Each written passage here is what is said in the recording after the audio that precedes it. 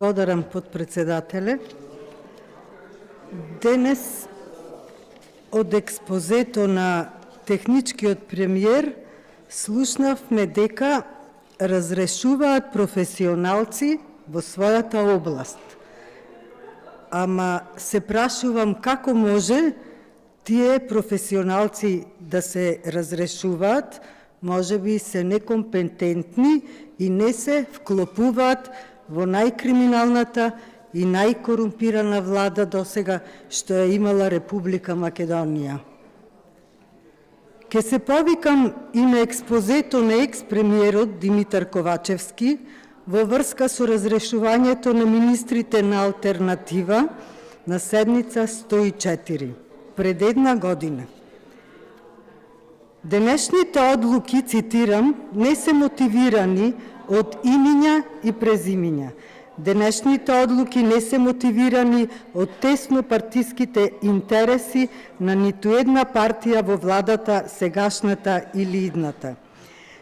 Зборуваше за прогресот, за развојот, на стабилноста, на известноста на економијата, енергијата, животниот стандард и безбедност на граѓаните и точно знаеме да разликуваме добро од лошо, точно знаел да направи разлика од заедничкото и личното. За каков развој на државата зборуваше тогаш екс-премиерот Димитар Ковачевски, за која економија, за кој политички развој, за кој енергетски развој, кој развој во здравството или во образованието. Во сите сфери имаме уназадување, а и Европската комисија ни ја даде најниската оцена од било кога на Република Македонија. Во кој дел имаме напредок? За само една година после тоа да правите реконструкција 3 месеци пред избори. Нели партиските интереси не го интересираа вашиот председател на СДСМ? Какви се овие демагогии? Понатаму го цитирам: во вакви времиња не смееме да дозволиме најважниот разговор да е за позиции, фотели, директори, едни или други. Па зашто, ако не е за позиции и фотели? Сега повеќе од било кога не сме да биде предмет на поигрување по партиска, етничка или било која друга припадност, кажа екс-премиерот. Сега е време за врвни интереси на државата и граѓаните да бидеме сплотени и координирани, да работиме на себе и така натаму. За каква сплотеност зборуваше Димитар Ковачевски пред една година, кога сега повторно 3 месеци пред избори менува министри, а повикуваше на заедништво и работа во интерес на сите. Цитирам: за мене политиката е одговорност, вредност, принципиелност и обврски. Како досега овие министри кои ги назначувавте пред една година беа вредни, одговорни, принципиелни и си ги извршуваа обврските, а сега одеднаш станаа сосема спротивно. Ете, овие се лагите изнесени од претходниот премиер и затоа има најслабата доверба кај граѓаните. Понатаму кажа: без поделба на ваши и наши, без поделба на македонци и албанци, бидејќи успехот и грешките имаат име и презиме.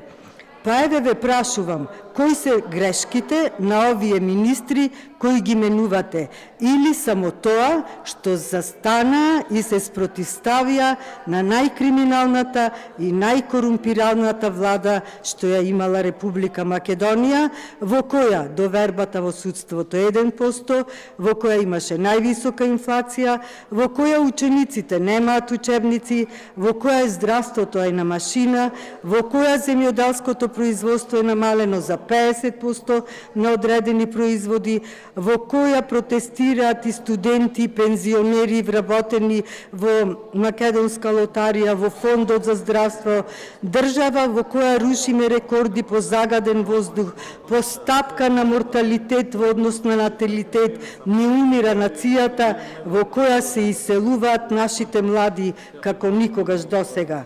Пак цитирам, само државните и граѓанските интереси мора да бидат на сите партии. Каква небулоза и невистини искажани на една седница. За да продолжиме, го цитирам, да инвестираме во патната и железничка инфраструктура, особено било важно да започнете изграда на коридор 8 и 10. Вие ќе градите железничка инфраструктура, не успеавте еден вагон да купите, едно метро нова железничка инфраструктура немаме. Еден воз од Битола до Скопје ја вративте Битола 130 години назад. Ги укинавте Скопје, Кичево, Скопје, Штип, сега ќе граделе железничка инфраструктура. Кичево, Охрид патот стои во место. Експресниот пат Градско-Фариш требаше досега да биде готов. Ама затоа Бехтел и Енка, од кои си земате провизии, ги трошите парите на граѓаните, а се уште немаме ништо на терен, освен црвени панделки на дрвјата. Пак ќе цитирам. Од самиот почеток реков дека нема да ги делам луѓето на полуетничка религиозна партиска линија за мене, или човекот е компетентен, работлив, чесен и одговорен или не, тоа треба да се мери, вреднува и избира. Па како истите луѓе кои според него беа компетентни, работливи, чесни, 3 месеци пред избори станаа сосема спротивно, па ги менувате. И тоа од 4 министри само 2, оние кои се спротивставија на криминалот и на корупцијата. Нели на секое место треба да има стручни и компетентни кадри, способни? Нели не ви беше партиската припадност важна? Разни комбинаторики видовме во изминатите години со следните резултати. Владата на СДСМ и ДУИ потрошила 270.000 евра за една година за скапи летови, услуги во ВИП салони, гоштевање по кафани, ресторани во земјата и во странство од страна на министерот и премиерот. 270.000 евра за луксус во време на економска енергетска криза. Со тие пари можевте да обезбедите противпожарни возила, учебници за децата да изградите, односно да доградите една клиничка болница, да набавевте доволно инсулин.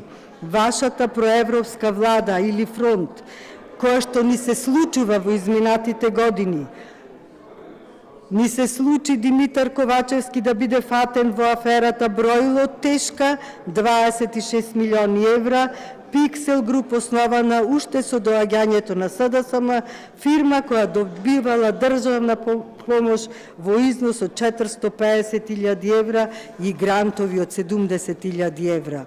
И додека тие, СДСМ и ДУИ се полнат со пари, Македонија се соочи со највисоката стапка на инфлација во последните 25 години, основните прехранбени продукти за само една година се зголемија за 30%, власта се богати, народот осиромашува.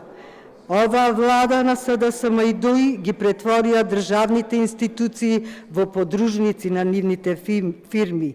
Империјата груби расте, зазема милионски димензии. СДСМ молчи. Империјата груби купува место во Скопје од 500.000 евра. Од фирма која била во загуба, СДСМ молчи. Артан груби, носи закон за игри на среќа, СДСМ молчи. Затоа опозицијата се окрупнува, народот гледа и слуша. Кој ќе ви застане на патот на криминалот и корупцијата, вие го отстранувате. СДСМ и ДУИ убиствена приказна која ги исели граѓаните од Република Македонија.